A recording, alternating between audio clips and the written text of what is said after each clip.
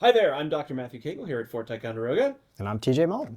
and we are with one more grouping of objects in our Revolutionary Anthology exhibit that largely explore the experience of this one person.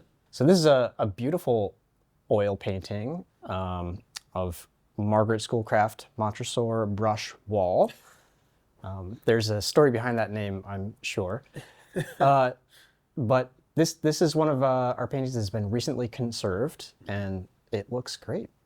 Yeah, she does look great, and the name admittedly reveals something of her kind of remarkable story during the Revolutionary War. She was born in Schoharie and to a relatively good family there, although appears to have had a child out of wedlock. She describes her as her daughter, Frances, Fanny as they called her, and raised her on her own for some period of time until in 1765 she married an Irishman who emigrated to New York. He was a lawyer and became involved in early New York landholding and politics, remained fiercely loyal to the government of New York, the royal government of New York, and amassed substantial landholdings in upstate New York and the territory that New York claimed in what is today Vermont. And eventually, Margaret, Fanny, her daughter, and her husband, Crean Brush, moved up to what New York claimed as Cumberland County, New York, to what is today Westminster, Vermont. And there, Crean sat in the New York Assembly as a representative from that part of New York. So he was, fiercely loyal to the government that had provided him this level of authority and power and tens of thousands of acres of land. However, as we've been talking about, this was contested territory. And so that part of New York was also claimed by settlers that had come with grants from New Hampshire. And Brush, Crean Brush, her husband, because of his role in the royal government, became a fierce antagonist of those New Hampshire landholders that become the Green Mountain Boys. In fact, her husband put a price on Ethan Allen's head as one of the leaders of that group. And so as the tumult that begins the kind of revolutionary period continues, it's a really fraught situation. Eventually, he gets a job from General Thomas Gage in Boston, overseeing the property seized from Americans in that city. And he flees with the British garrison from Boston in early 1776 after Henry Knox brings his cannon from Ticonderoga down to the city. He is captured, though, fleeing the city. And because he's such a disliked person by the loyalists, or rather the patriots, the Americans, he's imprisoned in Boston. And he is released, or he escapes prison, by most tellings in a kind of curious way, being visited by Margaret, who by all accounts visits his cell. They swapped clothes. And so she stayed wearing his clothes in the cell while he left dressed in her clothes. And he's able to get back to British-held New York before they realize what is going on. And eventually, Margaret is able to get out, although in one of her accounts, they extracted a lot of money from her to leave Boston. She gets back to New York City, but by the time she does, it appears, he died. And so now Margaret and her daughter Fanny are living in New York. They're in fact both widows at this time, because by this point Fanny has married an officer in the Queen's Rangers, the famous Loyalist Corps, who had also died at the end of 1777. So by the middle of 1778, they both find themselves in this dire situation of having no husbands, having no prospects, far away from their nominal home up in Westminster, and they have to rely on the British military and the British government there to support them. With what money was due to their husbands, eventually rations provided by the British Army, but year after year, they have to put in these memorials to ask, to plead really, for support from the British.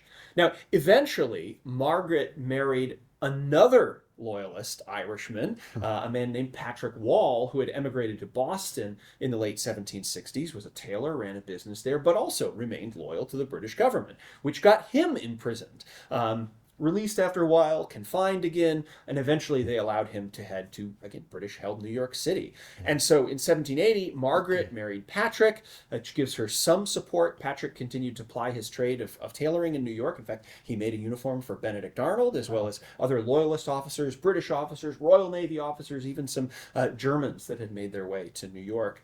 And as the war ends, The whole family moves very briefly to Shelburne, Nova Scotia, where a lot of loyalists headed after the war, but then back to Westminster, Vermont, because one of the things that she had was in her first husband's will, she was entitled to a third of his properties. Fanny was entitled to another third of his properties, and that's, a lot of land in what is today New York and Vermont. Unfortunately, when they all get there, those lands were so tied up because he was such an arch loyalist, her first husband, that there's almost no way they were going to get these. Eventually, Margaret and Fanny sell off their shares of the property to her first husband's daughter from an earlier marriage, which kind of gets them out of this arrangement, probably got them money for it, because in the end, even that daughter wasn't able to get the claims for most of these lands because Vermont had labeled him a loyalist and they'd seized a lot of that property. There was just no legal way they were going to get this back. And so Margaret lived the rest of her life in Westminster, Vermont, living until the early 19th century.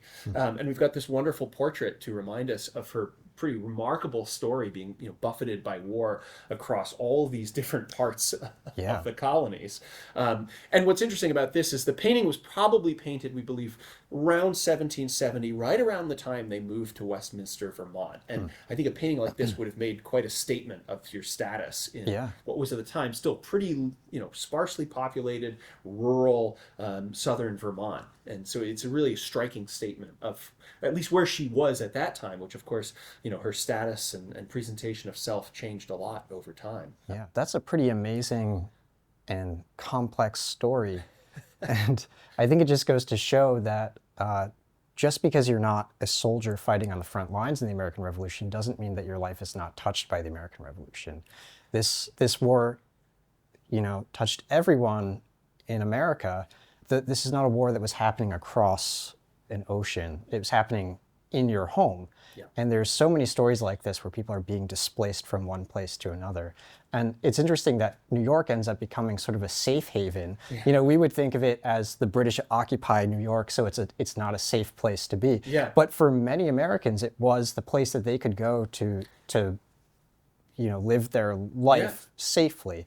And it's not just loyalists, but it's also enslaved people and people who didn't have an opinion on the war, were just trying to get by, right? Yeah, British occupied New York City becomes a place of refuge for displaced peoples, whether they're the enslaved who are seeking freedom, which is promised by the British military administration after a certain period of time, whether it's loyalist families who are fleeing persecution and imprisonment in other states and colonies at this time. And of course, there's a great disruption at the end of the war when, of course, the Americans win and the United States is created formally in 1783. They all have to leave. And so you see these people, spreading out across the country. Margaret's story is interesting because it's one that kind of winds back into the story of the United States. And they move back to Vermont before it's actually part of the United States, although they live there through the admission of Vermont into the federal union.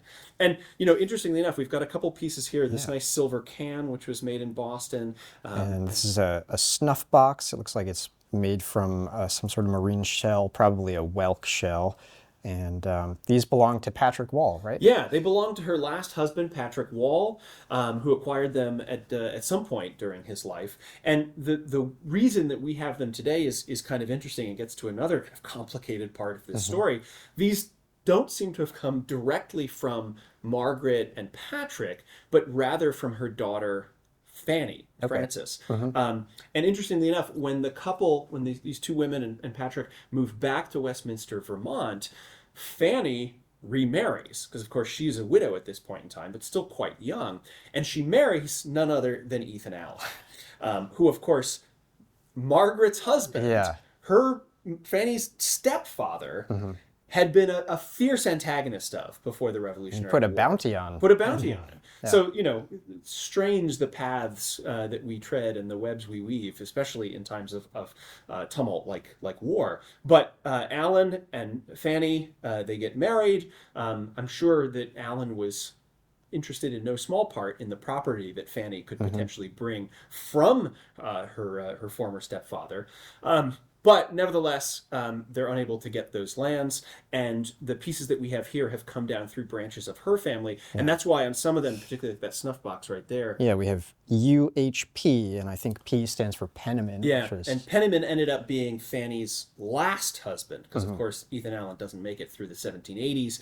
He dies in 1789. She remarries a man named Jabez Penniman, and so we have a lot of pieces from the Penniman family as well here. Yeah. So it's interesting to see not only how communities like this survive over times of war, but also how much people weave in and out of these different lives together. yeah.